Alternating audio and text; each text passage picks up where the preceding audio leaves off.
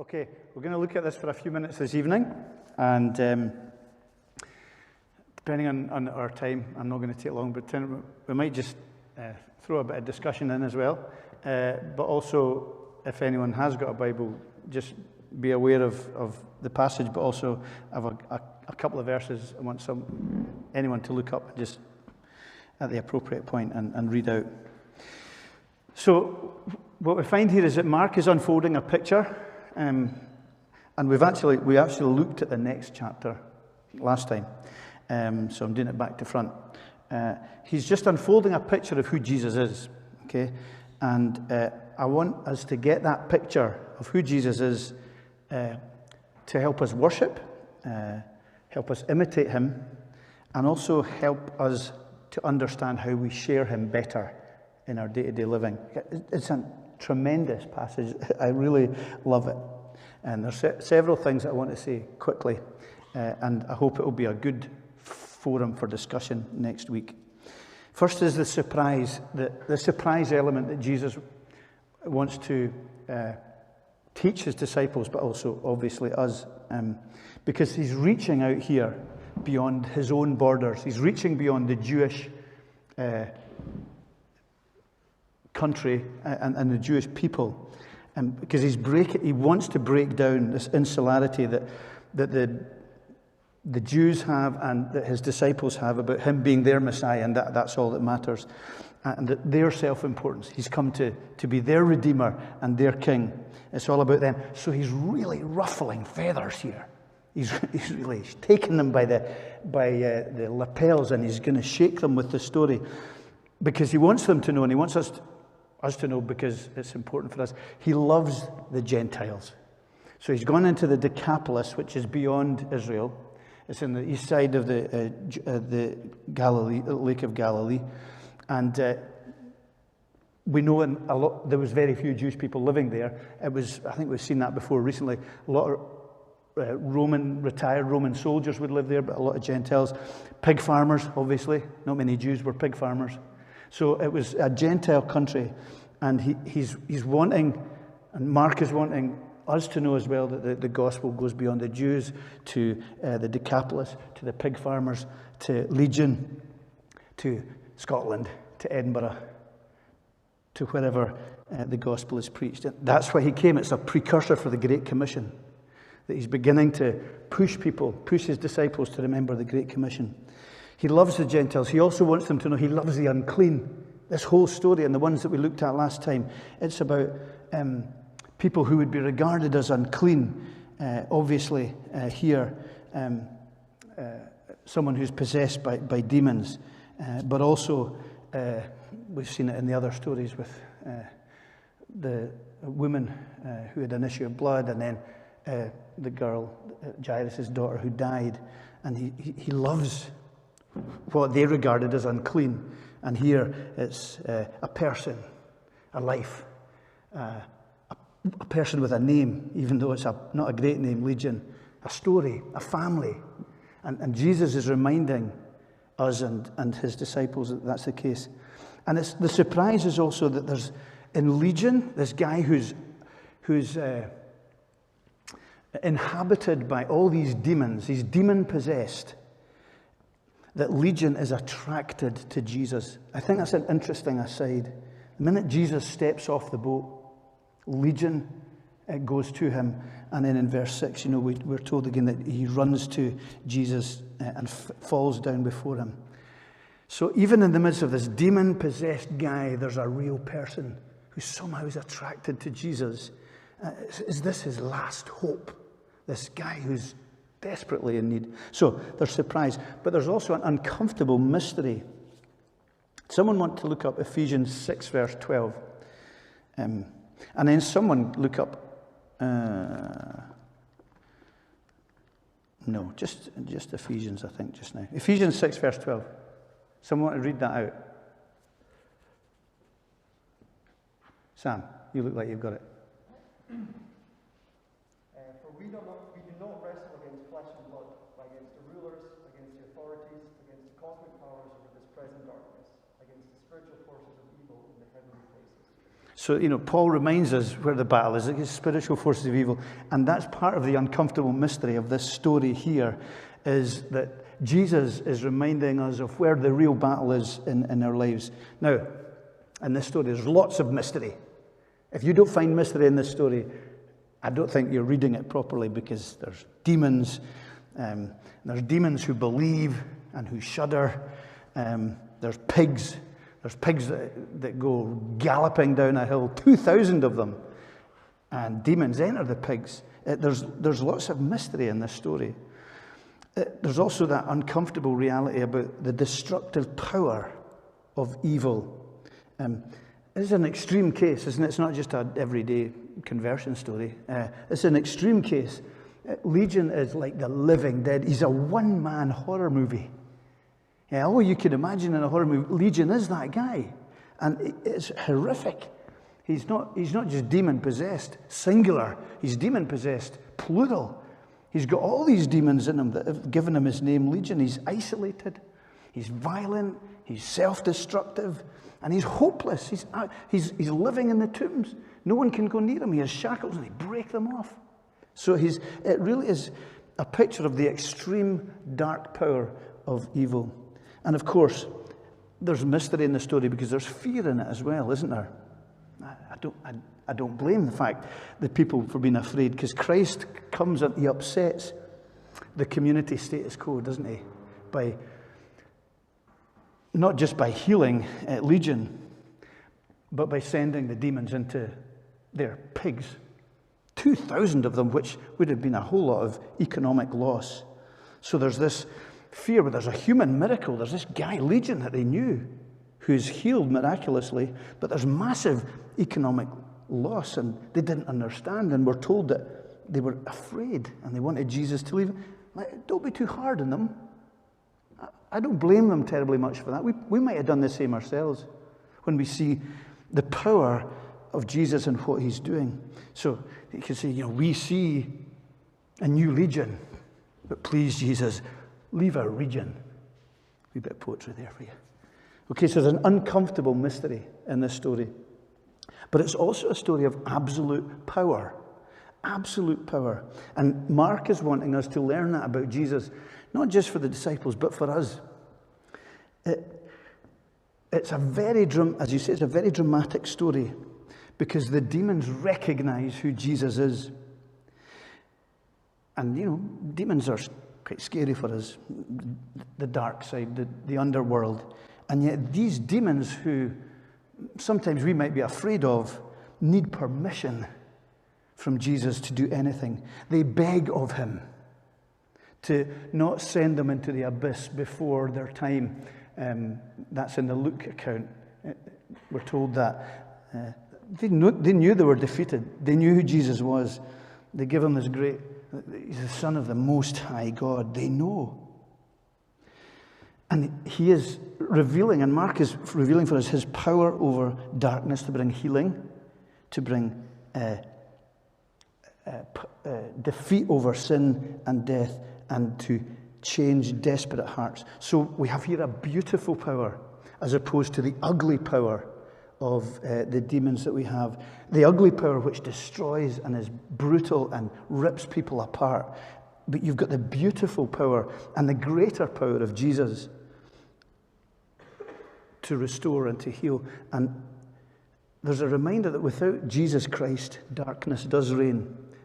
Not just at an individual level, but in humanity. When Christ is taken out of the picture, and when people stop believing in Jesus or stop believing in God, and I've used this phrase a lot, I like this phrase. It's not that they don't believe in nothing, it's they believe anything. And we're seeing that in our society as even God's common grace is sometimes removed from us. There's a disordering. People are not thinking straight. And increasingly, they're like the living dead. You need, and I need to give thanks for common grace, for the grace of God, not necessarily in saving grace, which we also give thanks for, but the common grace that allows his patience to let people not become like Legion. And then there's the glorious healing, of course, of Legion, where he's, and that great phrase as well, clothed and in his right mind in verse 15. Beautiful, very simple. Clothed and in his right mind. And that's just a picture of the amazing healing that Jesus had brought into his life. So there's that reality of uncomfortable mystery, surprise, absolute power. And then there's more mystery, okay? And then I'll just apply it for a minute or two. There's more mystery. There's 3 cries to Jesus in this passage. 3 different cries. It's the same word each time. Parakaleo. It's the Greek word. That there's 3 appeals to Jesus from 3 different parties in this story. And there's mystery in the way Jesus responds. Because if I'd sat here with you and I'd given you these 3 requests and how Jesus would answer, we would all have given the opposite, probably, if we didn't know the story. So in verse 13, and I'm struggling a bit because it's quite dark at this place and I'm going blind and their printing is small. Verse 12, rather, they begged, that's the same word, okay, it's the begging word I'm looking at. They begged him, that is the demons, send us into the pigs, let us enter them. And he says yes to the demons. He says yes to the disembodied demons so that they can find a body, pigs, and go into them. And they knock him over they knock the pigs over the cliff into the water. And it quite often speaks, I think water had a kind of significance for the destruction even of demons. I've read somewhere. So they begged, and he said yes. And then in verse 17, the people also began to beg, it's the same word, to depart from the region. They pleaded with him to leave. He said yes. He said yes to the demons, and he said yes to the people to leave the region. And then in verse 18, we're told that, verse 18, Legion, as he was getting into the boat, Jesus, the man who had been possessed with demons, it's not called Legion, interestingly there, the man who had been possessed with demons begged him that he might go with him. And he says no. Now, we would have probably all thought the opposite, wouldn't we? That Legion wanted to go with Jesus. Yes, come on, come with me. The demons, no. The people, no, I'm going to stay here. But there's mystery in Jesus' answers. And that's great. Because if we're looking at the Gospels, we'll always find that Jesus doesn't do what we expect him to do. And that's because he's God. And his ways are higher than our ways. So just briefly, can we learn? What are some of the things that we can learn quickly? Not just about Christ and ourselves, but also, and I haven't mentioned anything about this yet, sharing our faith. It's a bad thing in a conclusion to make points that you haven't mentioned in your main bits. Preachers, don't do that. Okay. The first thing is we all need to be appealing to Jesus in the same way that Legion here appeals, and even the demons appeal to Jesus. He was falling on his knees. And in our response to Christ, there must always be this foundational falling onto our knees, recognizing who he is. Let's stop making him powerless and small and weak and indifferent. You've never met anyone like Legion who needed redeemed. He was the living dead. Jesus just could speak into his healing. And we need to be appealing constantly in submission to this Jesus for his help and his guidance, for his wisdom and his grace, and for that transforming power in the darkness of our own hearts that sometimes remains. Okay, that's the first thing. We need to be appealing to him. Second thing is that he knows what is best. It's a great story that reminds us of that with regard to the answers he gives. His timing is right. His word is true. He's not a joker and he's not a fraud in your life today or in mine. And maybe especially when we think evil seems to be continuing in its destructive path. When the pigs in your life keep thundering down the slopes. And you wonder what on earth is going on when we don't understand. I don't understand really what's happening with the pigs. And it's like all these things. You go to all the different commentaries. None of them have an answer to the difficult questions, really. They all have theories and ideas about, making the people think about, did they care more about pigs than Legion and all that kind of stuff. But we don't really know. And we don't know why demons would go from a person into a pig and why they needed to be an embodied person. There's lots of questions. And lots of questions about evil. And we always have lots of questions about evil. But we know He knows, and He knows what's best. And you need to know and remember that the cross is His only answer. It's not one of many. It's not one of potential different answers He could have had to evil and sin in our lives. The cross, 2,000 years ago in Israel, is the only answer, the only way He could be both God, both just and both loving, and both a Savior and Lord. And it's the weakest act, isn't it? Weakest act. Being nailed to a tree. But it's also the most powerful act that has ever happened in the universe because of what was unseen. The battles that Sam read about from Ephesians. And He knows what's best because, like the demons who know that there's an abyss to come, there's a judgment to come. He knows that. There's a judgment to come. And we need to know that. In all the mystery and darkness and struggles that we're facing, He knows. Okay, that's the second thing. I'm nearly done. Third thing, and I haven't mentioned anything about this, but there was a family who needed healing. There was a family who needed healing. Verse 19, go home to your friends and tell them how much the Lord has done for you. What it says really there is, and it says, go home, go to your own. That's literally what Jesus says to Legion. Isn't that beautiful? And isn't that how God often works? Legion had lost his family. They'd probably battled and tried and prayed and struggled with him, but he was uncontainable, and he was dead to them. He was lost to them. And their pain would have been great, I'm sure, known and loved. What heartache. But what a reunion, eh? Jesus says, go home to tell them how much. Tell them about the mercy that I've had.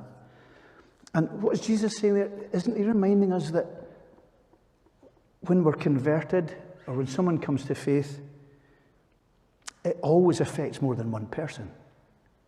It very often affects a family. And when Jesus saved you, He wanted you to be a witness and a testimony to your family, to those who are closest to you. That's the most important thing. Isn't that a beautiful thing that Jesus does? He puts them back.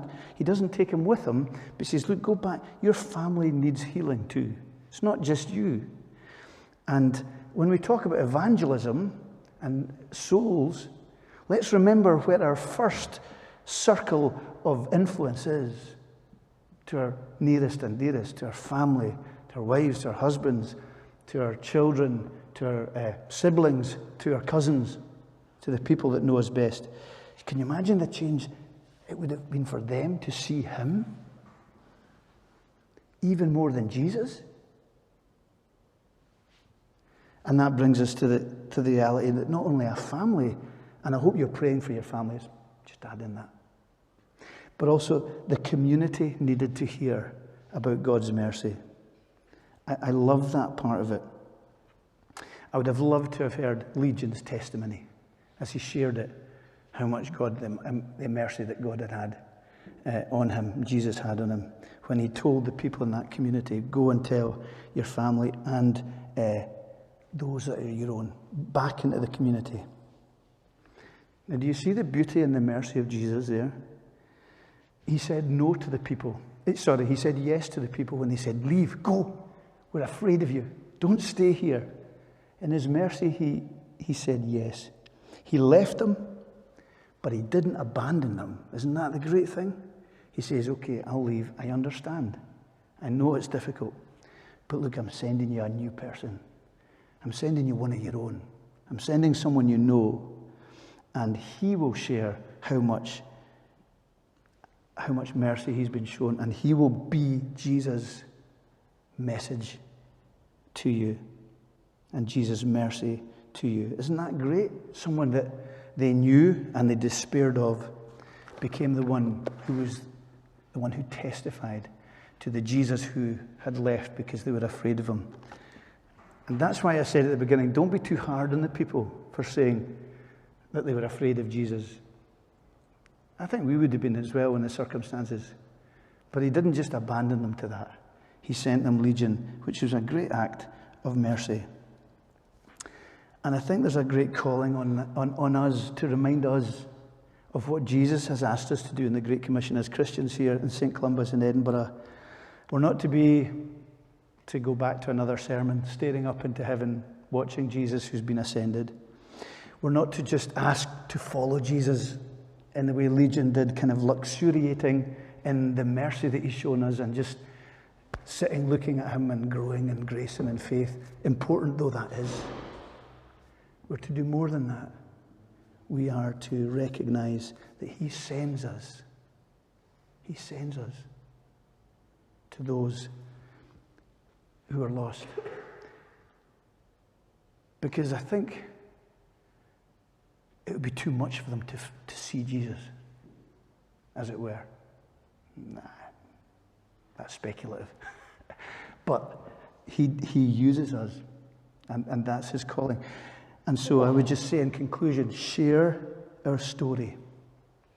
Go and tell your people and those who know you how much the Lord has done for you and how he has had mercy on you.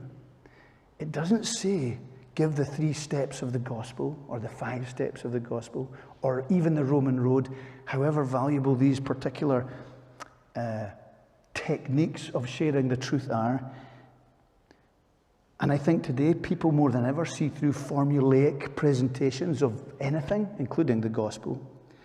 But if we can learn, and this is the hardest thing of all, if we can learn to share how much the Lord has done for us, how he's transformed us. Well, none of us are legions, I know that.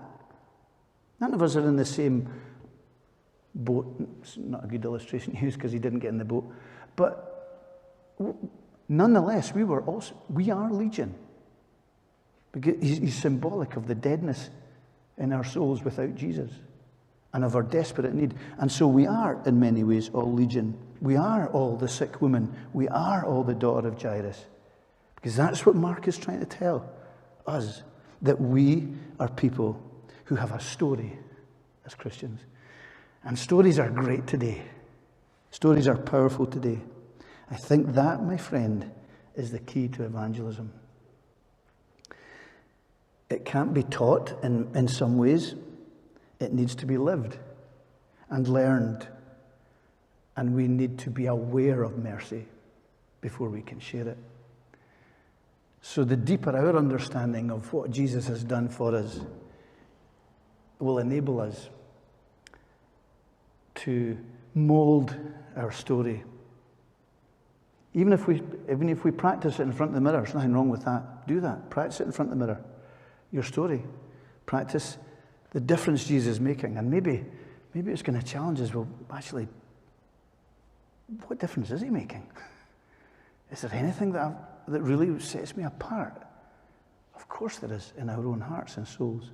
But we need somehow to be able to verbalize that so that people know and understand. And we leave the rest to Jesus. He just sends us. And he wants us to be his witnesses. So that's a great story. And there'll be great questions will come from that, which you can discuss. It'd be good just to have a quick discussion for 5 minutes, but I know it's not a great environment for discussion, or questions, or anything about the story. But has anyone got any questions that they want to ask? I would love a bit of discussion. You could try and catch me out even.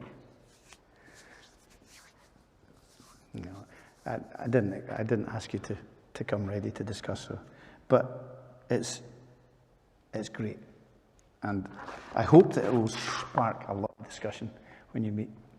I mean, and I hope you'll go and think about it as well, very much. Because it is a great challenge for us, isn't it? We love to see the church grow. We love to see new people come in. We would love to see people come into faith in this dark, difficult, hard context in which we live.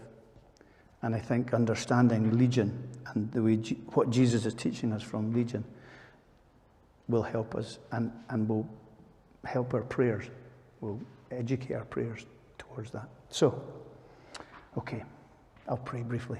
Father God, we thank you for just that, the privilege of sharing that story, one we know well, one we've maybe read many times, and we've maybe laughed at the pigs running down the hill and wondered what on earth that's about.